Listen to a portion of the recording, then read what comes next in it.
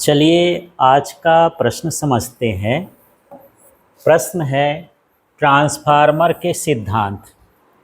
क्या E S upon E P बराबर N S upon N P बराबर I P upon I S की व्युत्पत्ति करिए।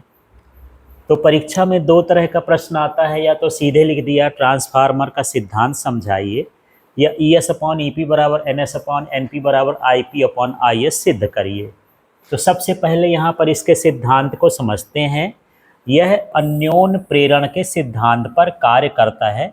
कभी कभी एक नंबर में इतना ही प्रश्न पूछ देता है कि ट्रांसफार्मर किसके सिद्धांत पर कार्य करता है। तो यह किसके सिद्धांत पर कार्य करता है? अन्योन प्रेरण के सिद्धांत पर कार्य करता है। जब प्राथमिक कुंडली के सिरों पर प्रत्यावर्ती वोल्टेज आरोपित करते हैं तो द्वितीयक कुंडली से बद्ध चुंबकीय फ्लक्स में परिवर्तन होता है, जिससे द्वितीयक कुंडली में विद्युत वाहक बल प्रेरित हो जाता है। बस यही क्या कहलाता है? अन्योन प्रेरण कहलाता है। यहाँ पर आप देखेंगे कि ये ट्रांसफार्मर का संकेत है। ये इसकी प्राथमिक कुंडली कहला गई, ये इसकी द्वितीयक कुंडली कहला गई। इसमें आप देख रहे हैं कि ये प्राथमिक कुंडली के चुंबकीय फ्लक्स में यदि परिवर्तन करेंगे तो इसके पास रखी दूसरी कुंडली में के चुंबकीय फ्लक्स में परिवर्तन होगा। अब यहाँ पर ये लिखा है अपचायी ट्रांसफार्मर। अपचायी ट्रांसफार्मर में हम कैसे जानेंगे? जैसे आप देख रहे हैं कि यहाँ पर फेरों की संख्या बहुत अधिक है। प्राथमिक कुंडली में फेरों की संख्या अधिक हो और द्वितीयक कुंडली में फेरों की संख्या कम हो तो अपचायी ट्रांसफार्मर होता है। वैसे ट्रांसफार्मर की जो पहचान होती है वो द्वितीयक कुंडली से होती है। यदि द्वितीयक कुंडली में फेरों की संख्या अधिक होगी तो वह उच्चाई होगा और कम होगी तो अपचाई होगा। यहाँ पर देख लीजिए द्वितीयक कुंडली में फेरों की संख्या अधिक है, इसलिए कैसा ट्रांसफार्मर हो गया? ये उच्चाई ट्रांसफार्मर हो गया। तो यहाँ पर दो तरह के संकेत हो गए, एक अपचाई ट्रांसफार्मर का और एक उच्चाई ट्रांसफार्मर का।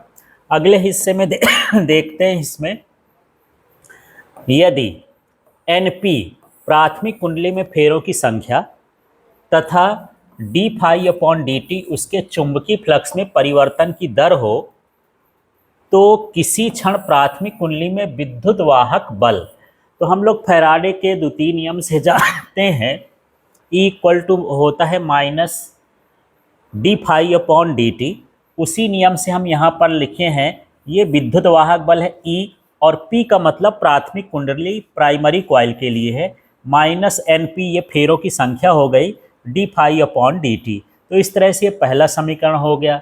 इसी तरह से हम द्वितीय कुंडली के लिए निकालेंगे। तो यदि NS द्वितीयक कुंडली में फेरों की संख्या तथा D phi upon D T उसके चुंबकीय फ्लक्स में परिवर्तन की दर हो तो चुंबकीय फ्लक्स का क्षरण ना हो, यहाँ कंडीशन लगी है, तो द्वितीयक कुंडली में प्रेरित विद्युत वाहक बल। तो ये फार्मूला बिल्कुल सेम है जैसे इसमें है। तो यहाँ पर हम देख लेते हैं, ये देख लीजिए।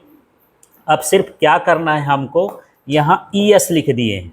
पिछली बार में क्या था? EP था, ये EP है, यहाँ ES हो गया। ये NP है, यहाँ NS हो गया। ये D phi upon D T है, ये D phi upon D T है।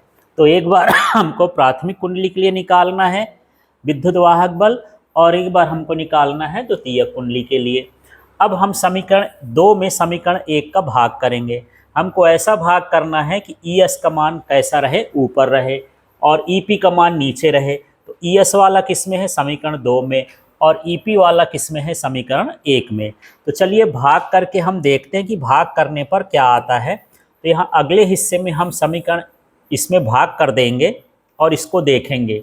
तो जब हम भाग करेंगे तो देख लीजिएगा, यहाँ पर जो समीकरण था उस समीकरण में थोड़ा सा बदलाव करते हैं और इसमें हम भाग करके देखते हैं। तो जैसे हम भाग करेंगे तो यहाँ देखिए, ये हमारा ES हो गया, और इसके बाद यहाँ पर क्या हो गया? ये ES।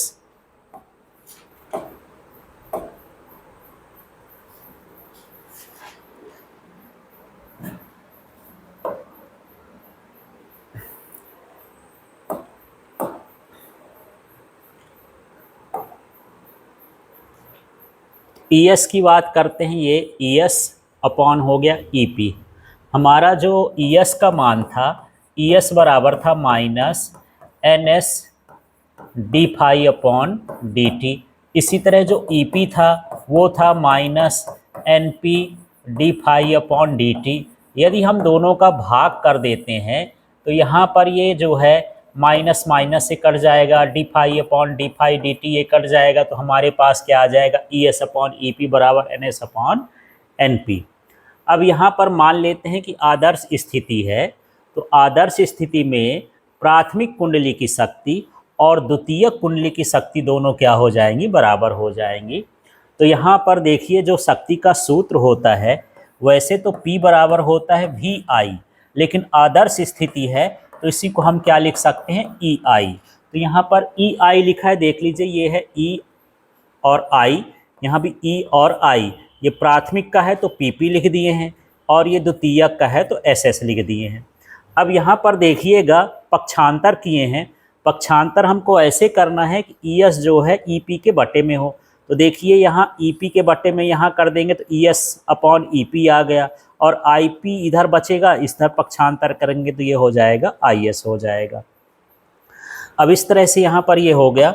अब हम देख लेते हैं इसका अगला समीकरण जो है, यहाँ पर देखिए हमारे पास समीकरण 3 है और समीकरण 4 है। यदि समीकरण 3 और 4 को हम मिलाएंगे तो हमारे पास ये हो जाएगा ये। तो यहाँ पर देख लीजिए समीकरण जो 3 था वो था E S upon E P बराबर N S upon N P, और जो हमारा समीकरण 4 है ये देख लीजिए, ये हमारे पास है आई पी अपॉन आई एस और ये है ई एस अपॉन ई पी। यदि हम इसकी तुलना करें तो हम ये पूरा लिख देते हैं, इसका तीसरा वाला समीकरण ये पूरा उतार दिए, E S upon E P, यहाँ पर N S upon N P. इसके बाद हम चौथे समीकरण में जाएंगे तो ये क्या लिखा, आई पी अपॉन आई एस। तो इस तरह से यहाँ पर जो है ये ट्रांसफार्मर का सिद्धांत है, ये कुछ नहीं है, ये तो गलती से लिखा हुआ है।